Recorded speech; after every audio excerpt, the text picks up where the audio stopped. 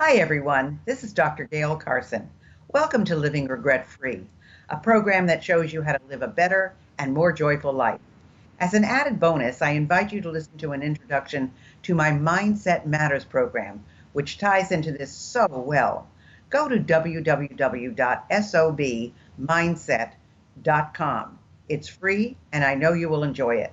If you'd like to contact me personally, drop me a line at gailcarson13@gmail.com or go to my website, www.spunkyoldbroad.com, and sign up for my weekly newsletter. Hi, everybody, and welcome to Living Regret Free. I want to encourage all of you to subscribe on Apple Podcasts and YouTube for any new content that we put out. And I have to tell you, I have a wonderful, wonderful guest for you today for our Living Regret Free show, and that's Ken Foster. He's a keynote speaker, a business strategist, and a syndicated radio host of the Voices of Courage show. He's heard in more than 162 countries. He's the best-selling author of 7 books. He's been featured in hundreds of radio shows, webinars, and TV networks, as well as on the cover of Triathlon magazine and many other publications. And his new book is called The Courage to Change Everything, and it provides proven wealth strategies and success principles to help people stand in their strength, awaken their inner genius, and fast-track their success. And I have to tell you, Ken, I know you personally for many, many, many, many years, and I never knew you were a triathlete. Wow. Okay. Yeah. I started that. I didn't start doing triathlons until maybe 15 years ago, and I found an amazing friend down here in San Diego. His name is Scott Inslee. He's was the national triathlon champion several times. And so he taught me the sport, and I've been doing it, 2017, we went to Penticton, British Columbia, and there were 3,500 athletes up there. And I got top 10 in my category in the world. It was an amazing experience. So anyway, yeah, I've been doing it. I still do it. And that's how I keep in shape and keep fit. Well, that's wonderful because I'm a fitness enthusiast. I was one of the 10 finalists last year for the Silver Sneakers Fitness Award. So Wow. I'm a big proponent of working out, and I think that's great. But I have to tell you a cute story before I start your story, and that is when I was in Hawaii, I came into Kona, and I saw all these people. It was midnight. I mean, it was dark, and people were out there on the roads, and I thought, man, this has got to be the most fit island I have ever been to. And of course, the next morning when I woke up and I saw all the signs, it was the the Ironman triathlon, and I thought, aha! But it was amazing. All the the contributors in all these different categories. I couldn't believe. I mean, I thought, well, I think fitter than they are, and I don't know if I could do this. So I congratulate you on that. But I think also being a triathlete also gives you this certain spark that you have in business, and a certain spark for going ahead and trying new things. And I know that you have a lot of information to give. And so talk about your new definition of courage, because I think most people think of courage as doing something out of the ordinary that normal people wouldn't do, but that's not what you say. Yes, courage is something that we develop. It's not something that we're all born with it, but it's something that a lot of people have undeveloped courage. So the new form of courage that I talk about is the courage to really go within yourself, to look at who you are, what you're made out of, what is your full potential, what is it that you're not doing right now, what are you tolerating, that if you were to really look at that, really get clear with that, and you had the courage, and you can develop the courage to do it, you have the courage to overcome whatever you're tolerating. That's how I define courage. It's a force, it's a power, it's a presence within us, but we do have to develop it. Well, that brings me to the question of why don't you think people develop it, Ken? I mean, I know there are people that go out and try new things, and they're willing to, willing to fail. And if you look at most successful people, they have failed many times before they reach their success. But why do you think some people don't do it? I think in our society today that courage is kind of just taken for granted. People think, oh, that guy's courageous. He did triathlons. Or Gail's courageous. She won the award you talked about earlier. Or but that's great. It takes courage to do those things. But words matter in this world. And when we start to discount what the meaning of a word is, or what the power behind that word is, we start to take things for granted. So if you're listening to this, courage is a word to put in your vocabulary to live from every single day. One of the questions you can ask yourself is, if you were courageous, or just put it in this first person singular, if I was courageous, what are 3 actions that I would take today? If you start coming from a place of bringing courage into intention, bringing courage to the forefront of your life on a daily basis, what's going to happen is that those fears that so many people are living from, fear of failure, fear of success, fear of going out in public, lots of fear. If you start to use courage, it will actually just almost disintegrate. It actually will disintegrate those fears. So we can either live on, faith or fear, right? We can either bring courage into what we believe is true, or we can leave it out. And what's going to happen if you leave it out is you probably aren't going to accomplish whatever it is that you're setting out to accomplish. Well, you say that there are steps to change your destiny and achieve an extraordinary life. And I assume part of that is having this Code of Courage formula. But where do you see this heading in terms of people's destiny and what they're going to accomplish?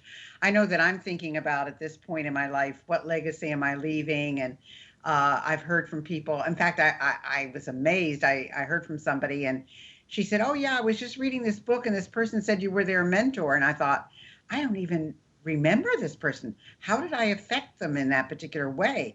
So what are the steps to change your destiny and achieve this extraordinary life that you talk about?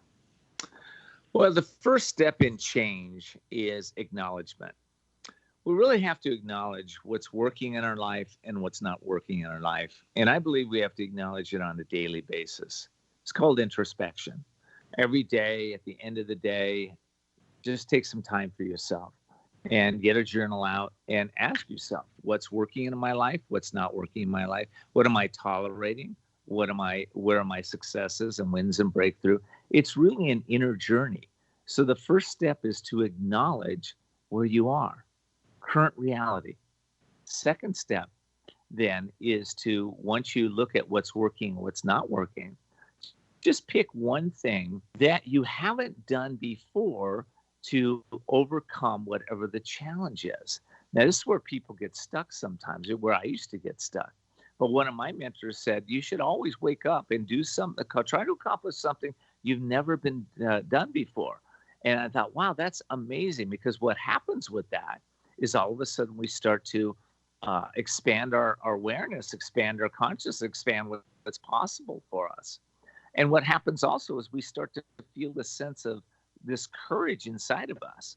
We start to expand our possibilities. All right. So that's the second step, is look at what you can do that you haven't done before to accomplish whatever you're trying to accomplish. The third, yeah, that's a toughie. That's a toughie for people to do, to try something new, and maybe they're going to fail and they don't want people to know about it, so they might do it in secret. But does this tie into your awakening your inner genius and doing the impossible? I mean, are they tied together?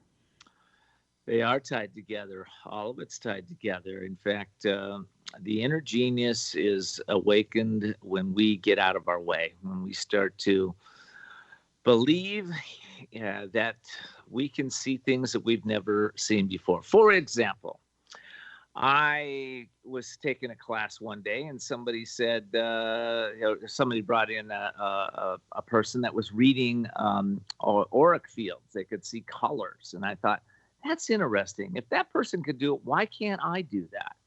So I thought, well, I've never seen an aura before, but I thought I'll learn about it. So I started learning about it. I started reading about it and studying about it and asking people how they did this. And within about 3 months, I remember sitting in my office and I was coaching somebody, and all of a sudden their heart chakra opened up, and it was completely this beautiful green in their heart. And I'm just looking at it. And then other colors started showing up. And when I would ask them a really positive question, that heart would open up again, or they would go back into their head, and all of a sudden it turned black. It was interesting. I was like, wow. So we can do things we've never, a lot of people think, well, that's not possible for me. Of course it is. It's all developed. It's a learned skill set. And when we learn to resonate at higher levels of consciousness, actually set intention for it, we do start to see things that are unseeable. And we start to do things that are impossible for most. So we can do this, but it's a matter of tuning in and asking, first acknowledge, okay, then introspect, okay, then start to take some actions around what is it that you want to do that you haven't done before that seems really out of reach for you right now. That's how we grow. That's so interesting because it's true. Some people never take up anything new, and then there are people who are always learning. I mean, into their 90s, they're always learning. And this, of course, brings us to self-awareness. And you say that your best choices start with the super conscious mind. So I'm assuming that all of this courage and inner genius and all of that tie into self-awareness as well, because if you're not self-aware, you can't do any changing. You really can't. When Stephen Jobs, he planned out everything, right? Stephen Jobs, the founder of Apple, and he planned out everything. In fact, one of the things he planned out was his funeral. And at the memorial service, that everybody came there, everybody got this little brown box. And when they opened the box, there was a book in there. And the book was a book from a yogi. His name is Paramahansa Yogananda. And Stephen's job, everybody said, well, what was the message here? Well, the message is really simple. Paramahansa Yogananda taught self-realization. And Stephen Jobs' message to everybody was read that book and learn to self-realize. So the superconscious mind comes. We all have access to it, but we don't all tune into it. Albert Einstein once said, all I want to know are the thoughts of God. The rest are details. Well, what are the thoughts of God? How do we tap into the thoughts of God? Well, we do that by stilling our mind. In fact, Leonardo da Vinci said isolation is the price of greatness. Why did Leonardo, who was the greatest inventor, maybe one of the greatest inventors of all time, why did he say isolation is the price of greatness? He said that because he knew we need to disconnect from the world. We need to go into stillness. We need to start to learn how to meditate and go deeper. I'm not talking about walking meditations or mindfulness. I'm talking about meditations that take us deep into the superconscious mind. And that's where we start to get all of our answers. That's where wisdom starts to flow into our life. That's where we start to make better choices because we develop our intuition. We develop our peace. We develop courage in the stillness of the moment.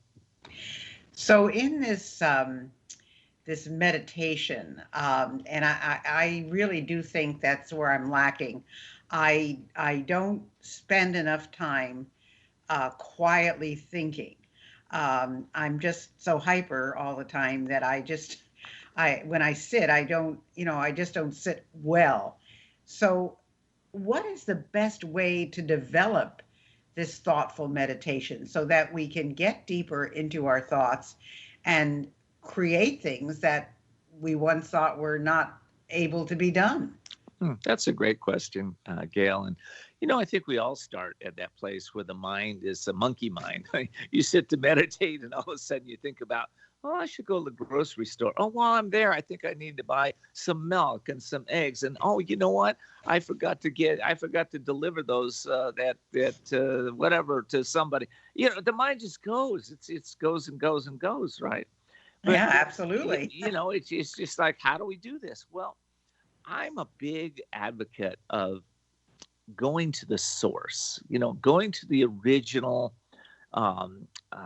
people that understood meditation and how to really tap into the superconscious mind. So for me, I did what Stephen Jobs did. I followed the yogi, and I said, look, let me find out what the path of the techniques that would really take me. I want scientific techniques. I don't want techniques that people try and they don't work. I wanted to know what are the real techniques that are applied over and over and over again that can take me deeper in meditation.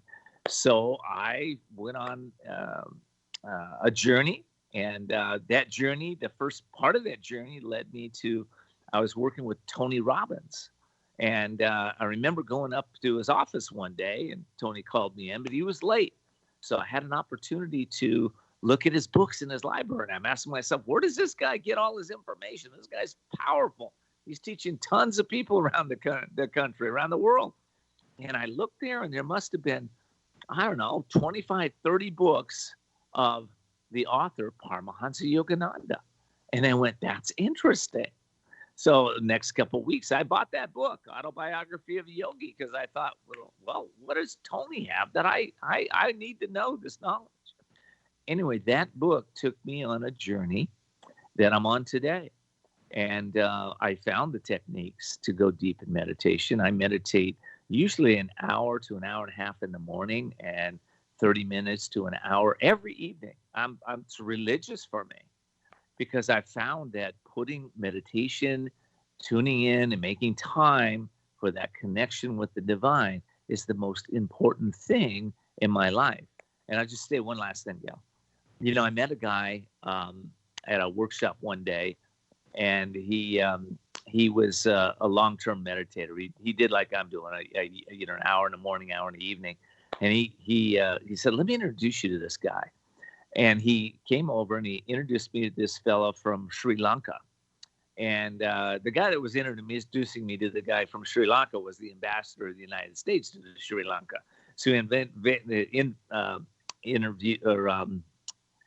he introduced me to him, and he said, tell Ken how long you meditate and what you do. Well, first he told me what he did.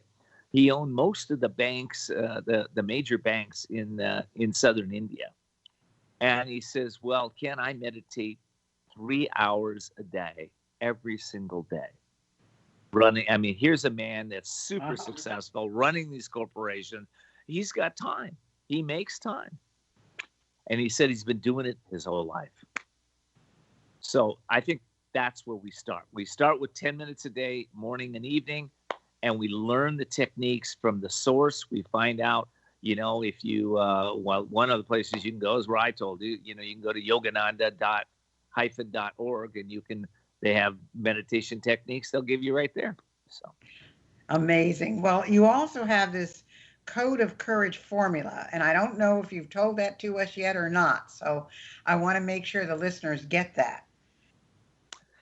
Well, my formula for courage is stop. Stop what you're doing. Tune in, and tune into what? Just as we talked about. Start to learn how to tune in to the higher realms of consciousness. Now, that's the first step. Listen, everything is energy. And energy is vibrating, right? Energy is vibration. And vibration, everything's vibrating at a certain frequency. So if you are angry, for instance, in fact, who did this? Stephen Hawking's Power versus Force years ago. He tested consciousness with his book, Power versus Force, and he learned that there are certain levels of frequency that thought puts out. Whether you're angry, you're upset, you're fearful, you're filled with joy, you're filled with bliss, all of those have a level of frequency. How fast that energy is vibrating, right? Most people are in the world today. I think it was about 90% of the people are vibrating at the frequency of fear. And you can kind of see it because a lot of people, you walk around town, they're in my world, people wearing masks outside in public. They're running, they're jogging with men. You go, that's really weird. Unless you're sick, that's really weird. That's my opinion, but I think that's really weird. So, but I look in their eyes. A lot of people are fearful. You look in the grocery stores, they're fearful. So how do we get to the next level? Well, listen, the next level of energy vibration is courage. So what's the formula to get to courage? Well, I gave it to you a little earlier, right? First of all, you want to go to a place where you can be still. Second of all, is you want to start to think courageous thoughts. What are the courageous thoughts? So you start asking them, if I was courageous today, what would I do? The third step in this is, of course, taking those courageous actions. I'm not talking about jumping off of buildings or doing something that's going to hurt or injure you. I'm talking about you going within your heart and knowing that, what is it that I'm tolerating that is not for my highest and best good right now, that if I were to break that free of that, it would take me to the next level. And if we do those steps right there, you will start to open up your courage. And Gail, you talked about leaving a legacy. I love that. We leave a legacy every single day. If we're stepping into our courage, we're being, in a place, listen, for somebody, it's courageous to get rid of their anger issues. Some people are just angry. It's courage. It takes courage to look at your stuff, to let go of that. Some people are drama queens. They're into drama all the time. It takes courage to let go of that. Some people are financially bankrupt. It's like, wow, why would you want to tolerate that and live with that? It takes courage to look at our part in this and to be able to take steps to overcome this. I've found in my own life, Gail, and working with tens of thousands of clients over the years, that if you step into your courage and you stay in your courage, you can overcome anything in your life that is holding you back. I mean, anything. So we're coming to the end of the show, Ken. How can people get in touch with you? Do you have a gift that you'd like to give anybody? Tell us a little bit about how people can reach you. I do. In fact, one of the ways to get outside of your mind and let go of living maybe in the past a little too much. A lot of us live in the past. We're a little depressed, a little not courageous enough. I have a gift. It's called Release, Renew, Evolve. It's a guide that I've developed over the last 20 years that helps you to release anything that's holding you back. And a lot of people tell me that they've done that exercise. It's like taking a dark pair of sunglasses off that you were wearing that you didn't even know you're wearing. So it helps to clear things up for you. Your eyes get brighter. Your world gets brighter. You can get that at kendfoster.com/resources. kendfoster.com/resources. Also, if you want to get my latest book, The Courage to Change Everything, you can get that at couragetochange.us. Again, couragetochange.us. Fantastic. Well, we have just about 2 or 3 minutes left. I want to remind everybody in terms of what we do to subscribe to Apple Podcasts and YouTube for any new content we're putting out. I want to encourage the women who are over 50 to go to my free Facebook group, which is Virtual SOB Club. I want to ask anybody who would like to contact me personally. If you go to my website, spunkyoldbroad.com, you'll find a contact sheet there. You can ask me anything and I'll respond immediately to you. So those are my contacts. Ken, we've got a couple minutes left. Anything that we haven't talked about that you want to tell our people in 2 minutes or less? Mm-hmm. Yes. In my show, Gail, one of the things I like to ask people is, what's your message to the world right now? So I'm going to answer that for you. Right now we live in troubled times. We are going through a lot of challenges. Everybody is. There's nobody that's not being impacted by the pandemic, by what's going on in their community. But, we need to get a perspective on this. Everybody has lessons that they need to learn right now. What's your lesson? Whatever that is for you, it's going to take courage for you to step into that. But courage without faith, without any power behind it, is like trying to light a wet match. But when you tune in to that power that's within you, and you realize that we are infinite beings, that within us is in our little tiny finger, our little tiny any one of our fingers is more atoms in there that would light, if you split them, would light all of New York City. So listen, we are powerful beings, but we play small. We play that we don't have the courage. So right now, listen, a lot of us are what I believe is fighting for our freedom, And by the way, freedom is earned. Freedom in the United States was earned. We had to fight for our freedom. If you are feeling that you're in a place today where you're feeling that you need to have more freedom, whether it be freedom to go to your local football game, or freedom to go to your stop wearing a mask, or whatever it is, or freedom to elect whoever you want to elect and see, in the next president, whatever that is, you got to step into your courage to do it. And if you don't, this time will pass. And what'll happen is you'll be the same. But if you step into your courage, you will change, and you will be able to know the unknowable, see the unseeable, and do the impossible. That's what it's at stake for you right now. It's called courage. Step into it and find your freedom. Well said, Ken. And my guest has been Ken Foster.